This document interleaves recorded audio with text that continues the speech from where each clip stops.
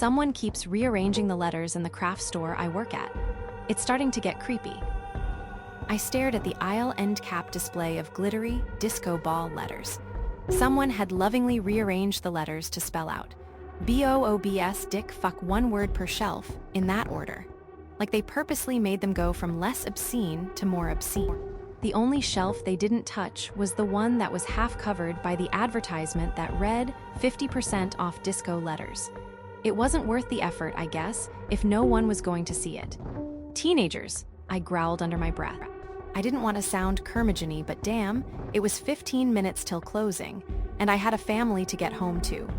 A little girl who stayed up past her bedtime just to hug me goodnight. When you're young, everything's so fucking funny. They never think of the consequences. I rearranged the letters, grumbling all the while. Then I walked away, muttering curses to myself, pushing the dust mop over the aisle floor. I was the only one in the store, and this had to get done before I closed up, or I'd be yelled at. We had a militaristic boss who checked the security camera tapes like a psycho. When I went into aisle 32, however, there was another one. FLACID okay. I had to give them points for creativity on this one. We'd mostly sold out of these oversized gold party letters. There were only 10 left. It took a lot of creativity to form an obscene word out of 10 letters. Kudos, honestly. I rescrambled the letters and continued through the store. When I got to aisle 44, however, where we keep the wooden paintables, like birdhouses and the like, someone had rearranged the wooden letters into words. Just one word. Not obscene. Help, I froze, staring at the letters. Well, that was disconcerting. That had to be another joke, right? Trying to give someone a scare. Well, they succeeded. I glanced around the store and even crouched to check the space under the aisle shelves. No one was there, of course. I stood back up and continued pushing the dust mop. 903 fuck. I had to hurry it up and close up. I went on mopping through the aisles as quickly as I could.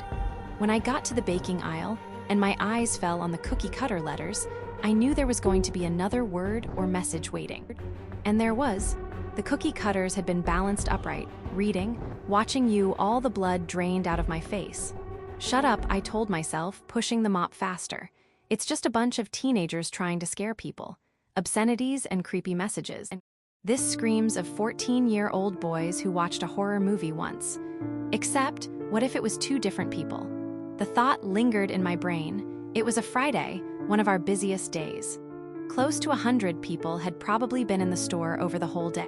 I hadn't been in the baking aisle since yesterday's cleaning. What if these messages are real? What if someone is watching you? I thought of one of our regulars, a guy in his 60s. White hair, roving eyes, thin frame. I always thought it was a little weird that he came in so often. I mean, I think it's amazing when guys craft, but he just stuck out like a sore thumb among the older ladies and the families. Especially because he seemed to buy such varied stuff. Clay one day and paint by numbers is the next, rather than sticking with one niche hobby. What if he'd been coming here so often because of me? He was always overly friendly, his gaze lingering sometimes glancing down. I ran to the storage closet and threw the dust mop in. Got my keys and purse, headed towards the front door to lock up. But as I hurried down the aisle, something caught my eye. I turned. The disco ball letters, they'd been rearranged. Instead of obscenities or random gibberish, they now read, "Better run time seemed to stop." My heart dropped to the ground. Someone else is in the store. I glanced around, just in time to see a shape dart behind the aisle. Too quick to see anything, apparent gender, race, age, but enough to see that someone was there. Just a flicker of movement. I sprinted towards the door. I didn't even bother locking up as I ran out to my car. My footsteps pounded on the pavement. Something collided with me from the side. I fell to the ground hard. The asphalt scraped against my cheek.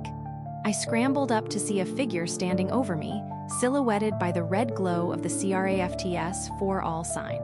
It was a man, but younger than the guy I was thinking of. Someone I vaguely recognized who'd been in the store at some point, but I couldn't quite place. "Got you," he growled, his throat gravelly. I scrambled up. Stood there, frozen, staring at him, locked in a stalemate. Then I dashed around the other side of the car, dove in, and hit the locks. His palms hit the glass the instant the locks clicked. He tried the handle over and over again. "Hey!" he shouted. I climbed over the center console, got in the driver's seat, and reversed out as fast as I could, not bothering to look if I ran any part of him over. I drove and drove, not even glancing in the rearview mirror until I got home. My husband called the police as I hugged my little girl, who was still waiting up for me, imagining how long she would have waited if I never came home.